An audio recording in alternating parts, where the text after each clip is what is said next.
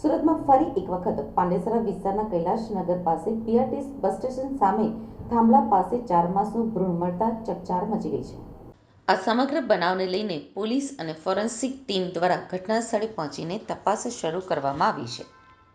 આ સ્થિતિએ માતા અને ભ્રૂણ સાથે સંકળાયેલા લોકોની તપાસ કરવા માટેની તજવીજ હાથ ધરાઈ છે.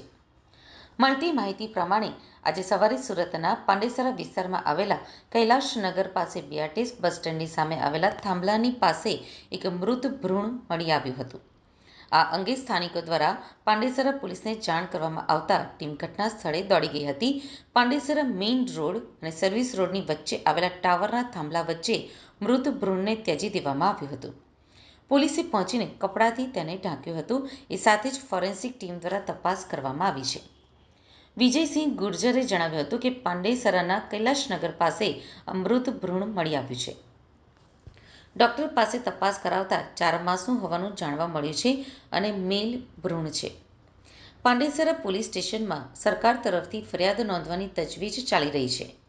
આસપાસના રહેલા સીસીટીવીની પણ ટીમ દ્વારા તપાસ કરવામાં આવી રહી છે કે આ મૃત ભ્રૂણ કોના દ્વારા ફેંકવામાં આવ્યું છે. 1 મહિનામાં આ ત્રીજી ઘટના બની છે. પહેલી ઘટનામાં ભેદ ઉકેલાઈ ગયો હતો અને આ ઘટનામાં પણ ભેદ ઉકેલવાના પ્રયાસ કરવામાં આવી રહ્યા છે. વધુમાં જણાવ્યું હતું કે ઇન્ડસ્ટ્રીયલ એરિયામાં ઘણીવાર એવું થતું હોય છે કે અનૈતિક સંબંધના કારણે કે કોઈ છોકરી માં બની જતી હોય છે. આવા સમયે સામાજિક દબાવના કારણે એબોર્શન કરાવતા હોય છે.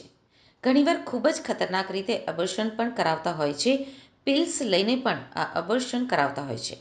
આવી ઘટના પણ પહેલાં સામે આવી હતી અને તે માતા માટે પણ ખૂબ જ જોખમી હોય છે. આવી ઘટનાઓને લઈને આરોગ્ય વિભાગ અને એનજીઓ સાથે મળીને પાંડેસરા સહિતના ઇન્ડસ્ટ્રીયલ વિસ્તારોમાં અવેરનેસ પણ ફેલાવી રહ્યા છે.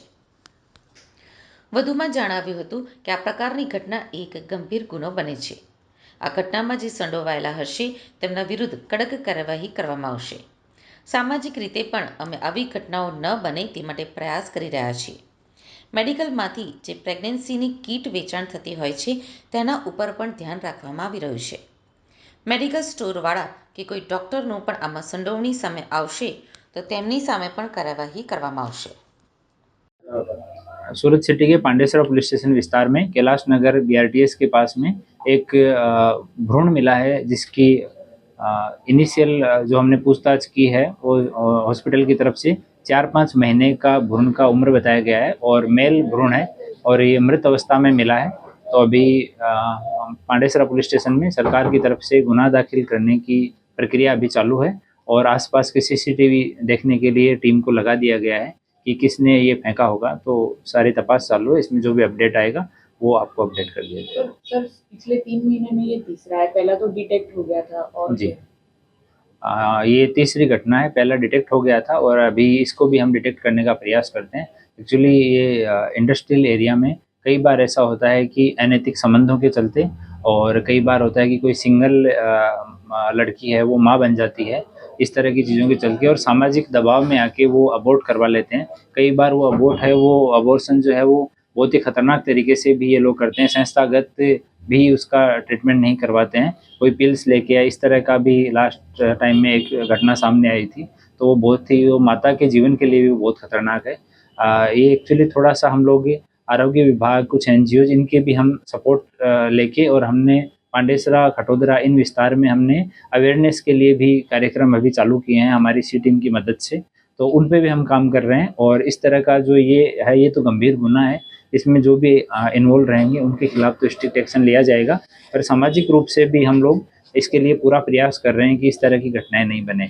और इस तरह की जो MTP के जो किट हैं, जो मेडिकल टर्मिनेशन ऑफ प्रेगनेंसी के किट सेल होते हैं, उन पे भी हम लोग कंटिन्यू डिकोय ट्राई कर रहे हैं.